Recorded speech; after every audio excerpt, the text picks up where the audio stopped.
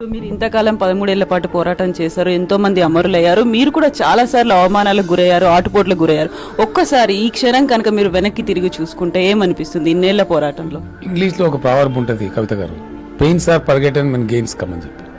నిజానికి ఒక సన్నివేశం తలుచుకుంటే ఒళ్ళుగా ఉరుపొడుస్తుంది. అమరులు చనిపోయినటువంటి సందర్భంలో చాలా ఏడ్చినాను, నేను చాలా దుఃఖపడ్డాను. అనేక పర్యాలు కలనీళ్ళ పర్యంతమై కూడా ఏడ్చినటువంటి సందర్భాలు ఉన్నాయి. ఎందుకంటే ఎక్కడన్నా ఒక చిన్న చురుకు అంటితేనే మనం అమ్మోని మొత్తుకుంటాం, పెట్రోల్ పోసుకొని కాల్చుకోవడం అనేది మామూలు విషయం కాదు. తమ ప్రాణాన్ని అంత ఆవులు చేయడం, బలి చేయడం అది డెఫినెట్లీ చిన్న విషయం కాదు. ఆ సన్నివేశాలు గుర్తుకొస్తే వాళ్ళు ఎంత ఆరాటపడి ఉంటారు, ఎంత బాధపడి ఉంటారు అనే దానికి చాలా హృదయ విదారకమైనటువంటి సన్నివేశాలు బాధపడడం కలిసి వేసిన.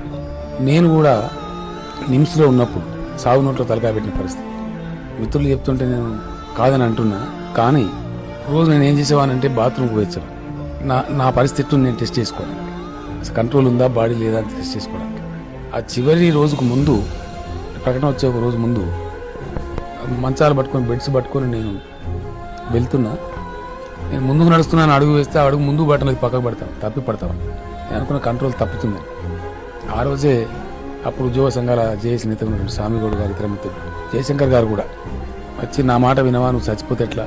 నేను చెప్పిన, ఎందుకో సార్ నాకు డౌట్ వస్తూ ఉంది, నాకు మా ఇంట్యూషన్ సేస్ మంచి జరగబోతుంది తెలంగాణ కన్నా అనుమానంగా ఉంది, కాబట్టి ఒక్కరోజు టైం ఇవ్వండి దయచేసి, నేను ఆత్మబలంతో బతాయి ఒక్కరోజు, రేపు మీరు చెప్పినట్టు వింటా అని చెప్పి అనుకున్నట్టుగా, ఆశించినట్టుగా, నా ఇంట్యూషన్ చెప్పినట్టుగా, నా అంతరాత్మ చెప్పినట్టుగా 3 గంటలకల్లా చిదంబరం గారు కాంట్రాక్ట్ రావడం, మీకు ఏం కావాలని అడగడం, తీర్మానం వారు ఆ రోజు వాస్తవం ఢిల్లీ నుంచి వచ్చిన ప్రకటన జయశంకర్ గారు న్యూస్లో రాసిందే ఆ ప్రకటన డ్రాఫ్ట్ చేసి పంపడం, ఫైనల్గా వారు రాత్రి 11 నిమిషాలకు అనౌన్స్ చేయడం, నేను దీక్ష విరమించాను.